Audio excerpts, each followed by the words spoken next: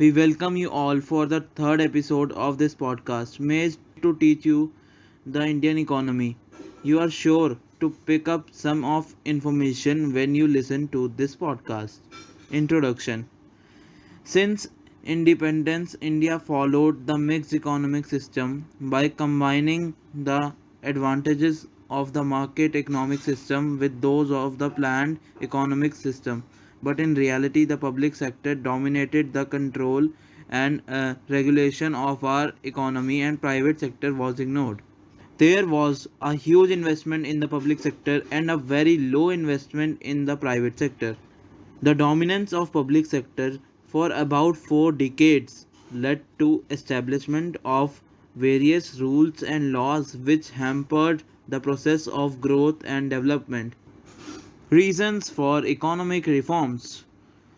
The economic condition of India in year 1991 was very miserable. It was due to the cumulative effect of number of reasons: poor performance of public sector in the 40 years.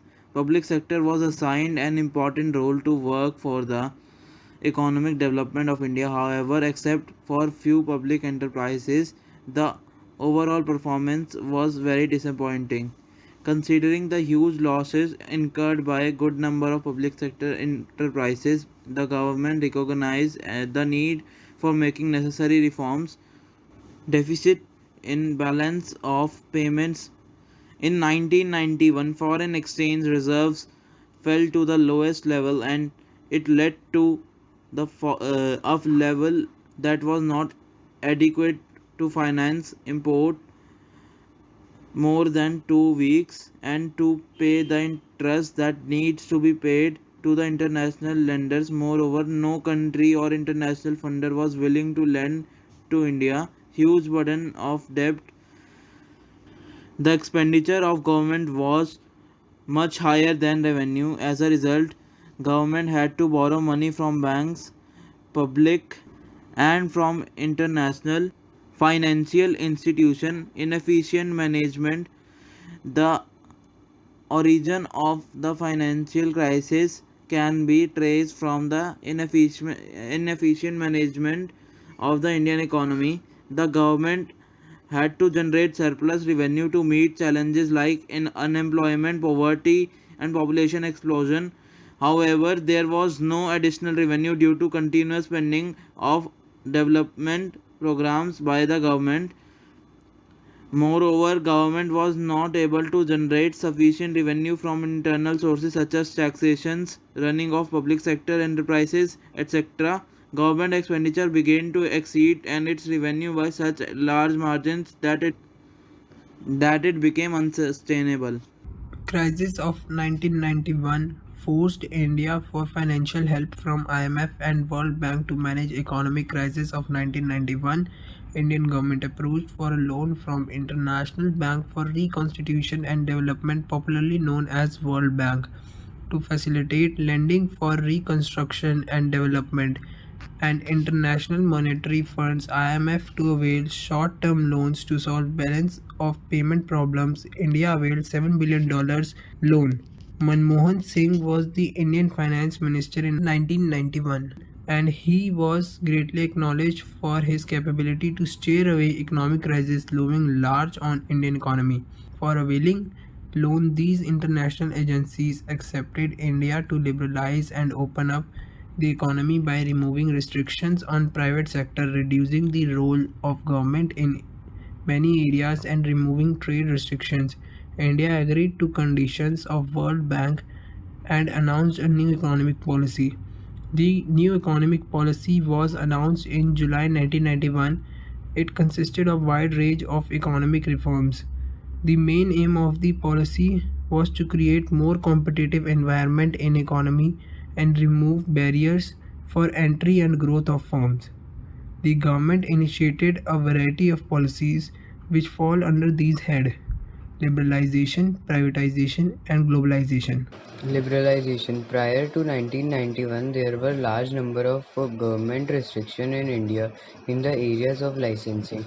important export trade dealings in foreign exchange, etc.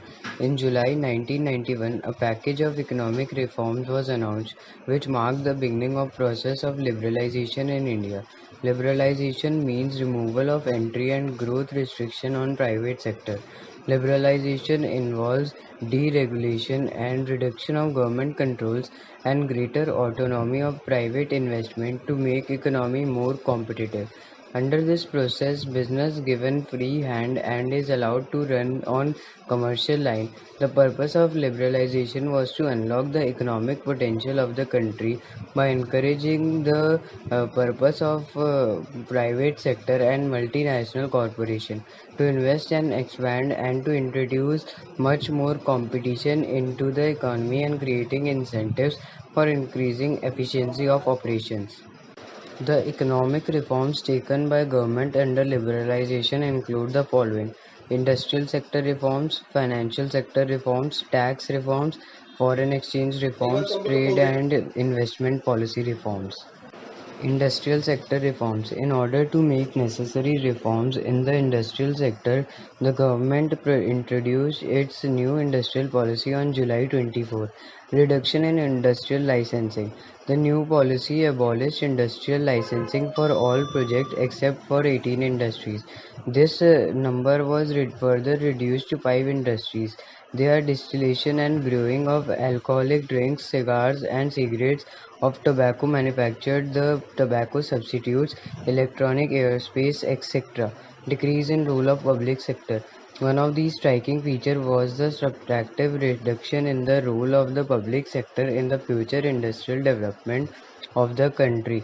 Under the new economic policy, number of industries reserved for public sector was reduced from 17 to 8, which was further reduced to just 3. Deindustrialization reservation under small scale industry.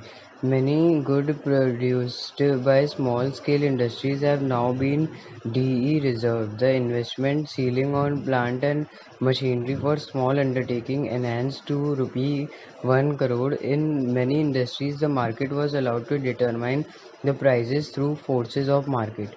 Monopolies and restrictive trade practices.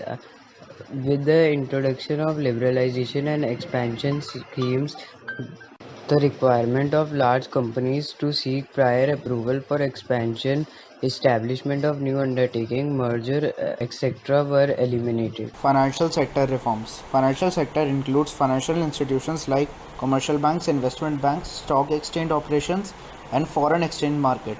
The financial sector in India is controlled by the Central Bank of India, which is RBI. RBI is known as the apex body as it occupies the topmost position in the monetary and banking system of the country. RBI decides the amount of money that the banks can keep with themselves, interest rates, and nature of lending to various sectors. The reforms introduced under the financial sector are change in the role of RBI. The role of RBI was reduced from regulator to facilitator of matters without consulting the RBI region of private banks. The reform policy led to the establishment of private sector banks, Indian as well as foreign, increase in limit of foreign investment. The limit of foreign investment in bank was raised to around 74%. Foreign institutional investors such as merchant bankers, mutual funds and pension funds were now allowed to invest in Indian financial markets and expansion process. Banks were given freedom to set up new branches after fulfillment of certain conditions without the approval of the RBI. Tax reforms. Tax reforms refer to reforms in government taxations and public expenditure policies which are collectively known as the its fiscal policy. The major tax reforms made are next line rationalization of direct taxes since 1991. There has been a continuous reduction in income and corporate tax as high tax takes which were an important reason for tax evasion. It is now widely accepted that moderate rates of economic tax encourage savings and voluntary disclosure of income. Reforms in indirect taxes. Considerable reform has been made in indirect taxes to facilitate establishment of common national market for goods and commodities. Simplification of processes. In order to encourage better compliance on the part of taxpayers, many producers have been simplified. Foreign exchange reforms. The important reforms made in the foreign exchange market are Devaluation of rupee. To overcome balance of payments crisis in 1991, the rupee was devalued against foreign currencies. This led to an increase in the inflow of foreign exchange. Market domination of exchange rate. The government allowed rupee value to be free from its control. As a result, market forces of demand and supply determine the exchange value of the Indian rupee in terms of foreign currency. Trade and investment policy reforms. Before 1991, a lot of restrictions were imposed on imports to protect the domestic industries. However, this protection reduced the efficiency and competitiveness of domestic industries and led to their slow growth. So, the reforms, the trade and investment policy were initiated to increase the international competitiveness of industrial production to promote foreign investments and technology into the economic and to promote efficiency of local industries and adoption of modern technologies. The important trade and investment policy reforms include removal of quantitative restrictions on imports and exports under the new economic policy. Quantitative restrictions on imports and exports were greatly reduced. Removal of export duties. Export duties were removed to increase the competitive position of Indian goods in the international markets.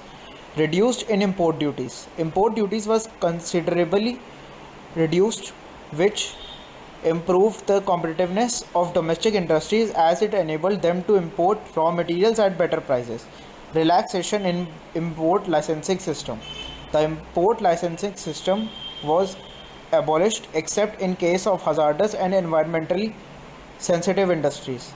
This encouraged domestic industries to import raw materials at better prices, which raised their efficiency and made them more competitive. Privatization. Privatization means transfer of ownership, management, and control of public sector enterprises to entrepreneurs in private sector.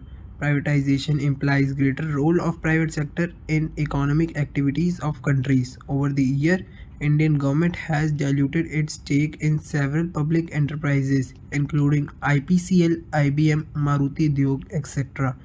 Privatization can be done in two ways. First, transfer of ownership and management of public sector companies from government to private sector.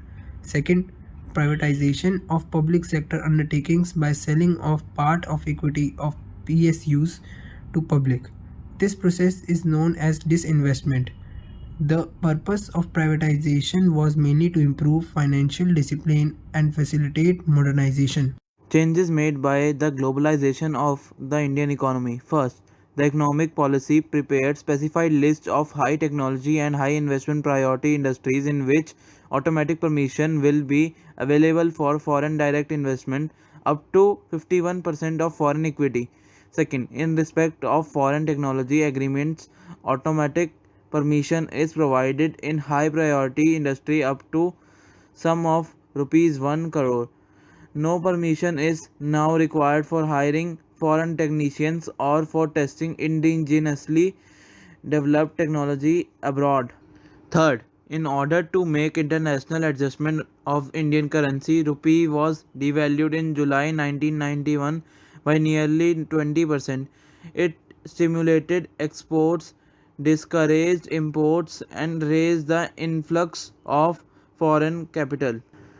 To integrate the Indian economy with world, the Union Budget 1992 to 1993 made Indian rupees partially convertible, and then the rupee was made fully convertible in 1993 to 1994 budget.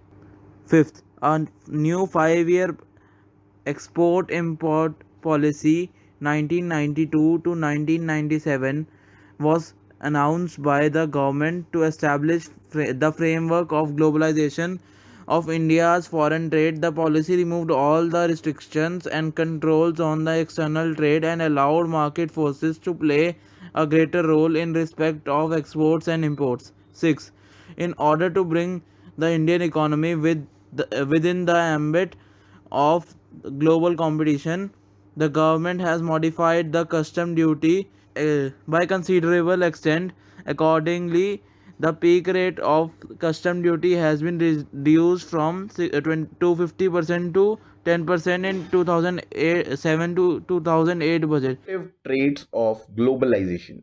The process of globalization through liberalization and privatization policies has produced positive as well as negative results both for India and other countries in favor of globalization. The globalization resulted in greater access to global market, advanced technology, better future for larger industries of developing countries to become important players in the international arena, better prospect for skilled people across the globe to increase their earning by utilizing their skills. Against globalization. Globalization has been criticized by some scholars because, according to them, benefits of globalization occur more to developed countries as they are able to expand their markets in other countries. Globalization comprises the welfare and identity of people belonging to poor quote market driven globalization increase the economic disparities among nations and people as a result of globalization. MNCs have gained strong position in the developing countries due to which domestic companies are forced to face stiff competition. Outsourcing. Outsourcing refers to contracting out some of its activities to a third party which were earlier performed by the organization. Outsourcing is one of the important outcomes of the globalization process. Outsourcing is emerging as a major activity in industry and service sector. It has intensified in recent times because of the growth of fast modes of communication, particularly the growth of information technology with the help of modern telecommunication links the text, voice and visual data in respect of these services is digitized and transmitted in real time over continents and national boundaries. India has become a favorable destination out of outsourcing for most of the MNCs because of availability of skilled manpower. India has vast skilled manpower which enhances the faith of MNCs for investment in India. Favorable government policies. MNCs get various types of offers from the Indian government such as tax holidays, tax concessions, etc., low wage rate, and availability of cheap labor in India for skilled work. Considerable growth of India IT industry, which has proved its competitive strength in the world. World Trade Organization. Origin of World Trade Organization. Prior to WTO, General Agreement on Trade and Tariff was established as Global Trade Organization in 1948 with 23 countries. GATT was set up to administer all multilateral trade agreements by providing equal opportunities to all countries in the international market. WTO was founded in 1994 as the successor organization to the GATT. The WTO agreements cover trade in goods as well as service to facilitate international trade. At present, there are 164 members countries of WTO and all the members are required to abide by laws and policies framed under WTO rules. As an important member of WTO, India has been in the forefront of framing fair global rules, regulations and advocating the interest of developing world. India has kept its commitments made to the WTO. An appraisal of LPG policies, economic reforms. Economic reforms created mixed reaction at different levels. Arguments in favor of economic reforms. The following are some of the important arguments advanced in favor of economic reforms. First, Increase in rate of economic growth. The growth in GDP was 5.6% during 1980 to 1991 compared to growth rate of 6.7% in 2017 to 2018. In the second quarter of 2021, that is July to September, GDP growth was recorded at an impressive 8.4%. During the reform period, the growth of agriculture has declined and industrial sector reported fluctuation, whereas growth of service sector has gone up. This indicates that the growth is mainly driven by the growth in the service sector. During 2012 to 2015, there has been a setback in the growth rates of different sectors. Agriculture recorded a high growth rate during 2013 to 2014, but witnessed negative growth rate in the subsequent year. Service sector witnessed the highest ever growth rate of 10.3% in 2014 to 2015. The industrial sector witnessed a steep decline during 2012 to 2013 but began to show a positive growth thereafter. Second, inflow of foreign investment. The opening up of the economy has led to the rapid increase in foreign direct investment (FDI).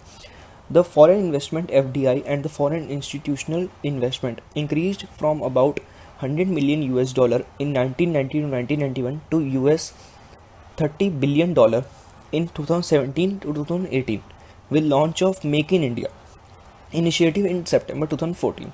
Foreign direct investment (FDI) policy was further liberalized.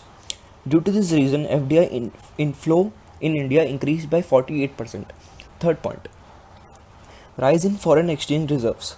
There has been an increase in the foreign exchange reserves from about US $6 billion in 1990 to 1991, about US $443 billion in 2018 to 2019, which increased US dollar 637.687 billion. As on 26 November 2021, as per RBI, India is one of the largest foreign exchange reserve holders in the world. Fourth point, rise in exports since 1991. India experienced considerable increase in the export of auto parts, pharmaceutical goods and engineering goods, IT software and textiles. Fifth point, increase in role of private sector, abolishing of licensing system and removal of restrictions on entry of the private sector in earlier reserved for the public sector have enlarged the area of operation of the private sector. Demonetization. On the 8th of November 2016, the Government of India made an announcement with profound implications for the Indian economy. It was decided to demonetize high value currency notes of denomination of 500 and 1000 with immediate effect, ceasing to be legal tender except for a few specified purposes. Demonetization is the act of removing a currency unit of its status as legal tender. These notes accounted for almost 86% of the country's cash supply. As per the scheme, people had to deposit the invalid currency in the banks, and restrictions were also placed on cash withdrawals. In other words, restrictions were placed on the convertibility of domestic money and bank deposits. The aim of demonetization was to curb corruption, counterfeiting, the use of high denomination notes for illegal activities, and especially the accumulation of black money generated by income that has not been declared to tax authorities. Features of demonetization. Demonetization is viewed as a tax administration measure. Cash holdings arising from declared income was readily deposited in banks and exchanged for new notes. However, people holding back money had to declare their unaccounted wealth and pay taxes at a penalty rate. Demonetization is also interpreted as a shift on the part of government indicated that tax evasion will no longer be tolerated or accepted. Demonetization also led to channelizing savings into the formal financial system, though much of the cash deposited in the bank system is bound to be withdrawn. But some of the new deposit schemes offered by the banks will continue to provide a base loan at lower interest rates.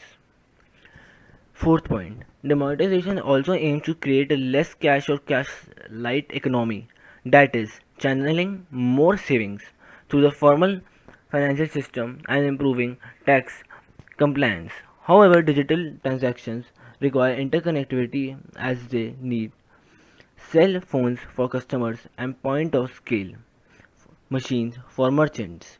On the contrary, these disadvantages are counterbalanced by understanding that it helps people into the formal economy, thereby increasing financial saving and reducing tax evasion. Goods and Services Tax. GST or Goods and Services Tax is a comprehensive indirect tax which has replaced many indirect taxes in India. The Goods and Service Tax Act was passed in the Parliament on 29 March 2017. The Act came into effect on 1 July 2017. It is a comprehensive, multi-stage, destination-based tax and is levied on every value addition. GST has been identified as one of the most important tax reforms post-independence. The Government of India implemented GST following the credo of one nation and one tax and wanting a unified market in order to ensure the smooth flow of goods and services across the country. GST has replaced 17 indirect taxes and 23 cesses of the center and the states, thereby eliminating the need for filing multiple returns and assessments. It has rationalized the tax treatment of goods and services along the supply chain from producers to consumers. GST is charged at each stage of value addition and the supplier offsets the levy on inputs in the previous stages of value chain through the tax credit mechanism. The types of taxes levied under GST are Central Goods and Services Tax. It is a GST levied on the intra-state supply of goods or services by the center. The second one is State Goods and Services Tax. It is a GST levied on the intra-state supply of goods or services by the state. The third one and the last one is the Integrated Goods and Services Tax. It is the GST levied on the interstate supply of goods or services and is collected by the center. GST is equivalent to the sum total of CGST and SGST. Let's talk about Sustainable Development Goal 9. It is about industry, innovation and infrastructure and is one of the 17 Sustainable Development Goals adopted by the United Nations General Assembly in 2015. SDG 9 aims to build resilient infrastructure, promote sustainable industrialization, and foster innovation. Sustainable Development Goal 9 has 8 targets, and progress is measured by 12 indicators. The first 5 targets are called outcome targets. The first one is to develop sustainable, resilient, and inclusive infrastructures. The second one is to promote inclusive and sustainable industrialization. The next one is to increase access to financial services and markets. The next target is to upgrade all industries and infrastructures for sustainability. Lastly, enhance research and upgrade industrial technologies. The remaining 3 targets are means of achieving targets. Facilitate sustainable infrastructure development for developing countries, support domestic industry development, and industrial diversification. Universal access to information and communications technology. Industrialization, innovation, and infrastructure are deeply interconnected not only among themselves but with all other SDGs. SDG 9 has found a niche as a prerequisite for maximizing the efficiency and effectiveness of all the other SDGs. Goal 1, No Poverty, which aims to eliminate poverty across all areas, is achieved by expanding industries which would enhance opportunities of livelihood, provide financial stability, and expand the skill set of people.